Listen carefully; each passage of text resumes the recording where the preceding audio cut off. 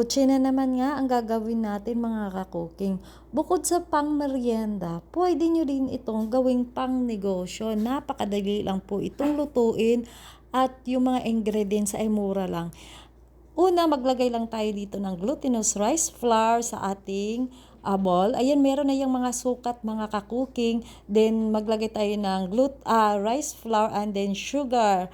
Pagkatapos mahalo ng mabuti, lagyan na natin to ng 3 kutsarang cooking oil. Tapos mix pa rin natin ito. And then gagamit po tayo dito ng maligamgam na tubig mga kakuking.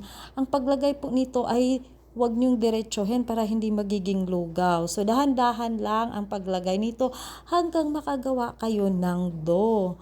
So ganyan po ang technique niyan mga kakuking. Pero ang sukat ng tubig nito ay isa. So, after nga na masa na natin ng mabuti, kailangan natin itong i-rest ng 20 minutes. After 20 minutes, ito na yung ating dough. Ayan, hindi po yan aalsa ha, kasi hindi naman tayo gumamit dyan ng baking powder o kaya yes.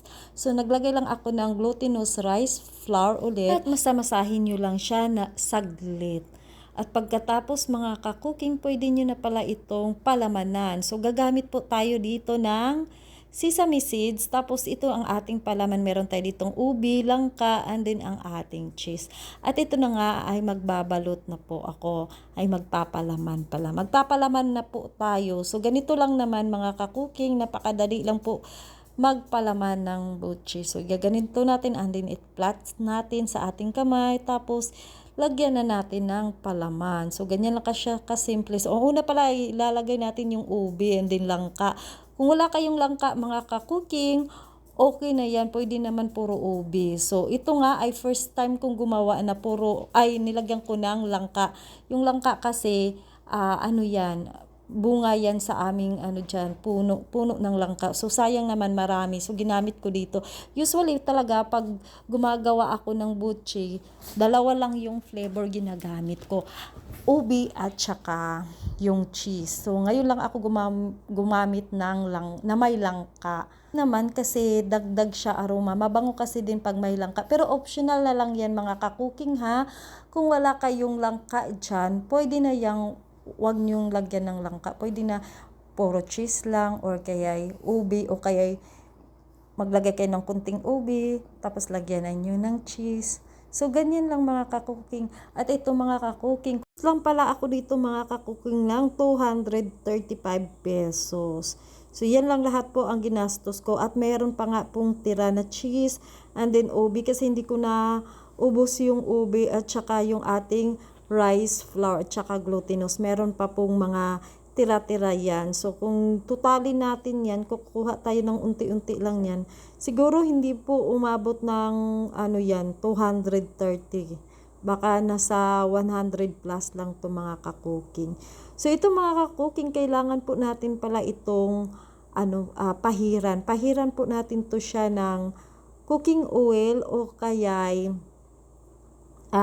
tubig para po hindi siya dumikit pag nilagay po natin to siya sa pagpinagulong. Ayan, pagpinagulong natin sa sesame seeds. So, ganito lang mga kakuking, pahiran nyo lang yan siya. Tapos, ito na nga ang ating lingayan. 20 pesos lang po yan siya, ganyan kadami mga kakuking.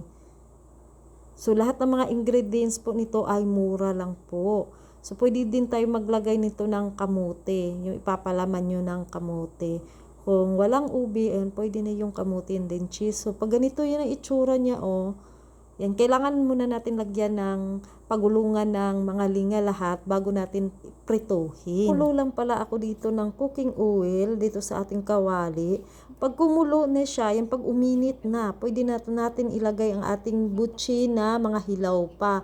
Tapos mga kakuking, yung apoy po nito, wag nyong lakasan, wag nyo ring hinaan. Dapat katamtaman lang.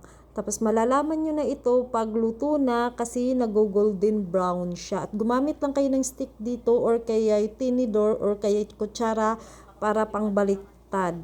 Kailangan nyo siyang laging baliktarin para hindi po siya masunog. At ito na nga mga kakuking, naaamoy ko na ang bango niya. Tapos pwede na natin tong hanguin sa Ayan po, para siyang mga kakuking binangkal, pero hindi siya binangkal ha. Next time gagawa tayo ng binangka. Gawa ng video, magluto muna ako. Pag ma-perfect ko na, ayan, pwede na natin gawa ng video. At ito na nga mga kakuking, napakabango niya. At ang ganda niya tignan, oh. Pwede nyo din tong i-ano sa mga handaan. Yan, panghimagas ba. So una, buksan natin itong, ano to, tawag niyan, cheese pala ito. Ganito yung itsura niya mga kakuking, oh. And then ito naman yung ubi at saka na may langka.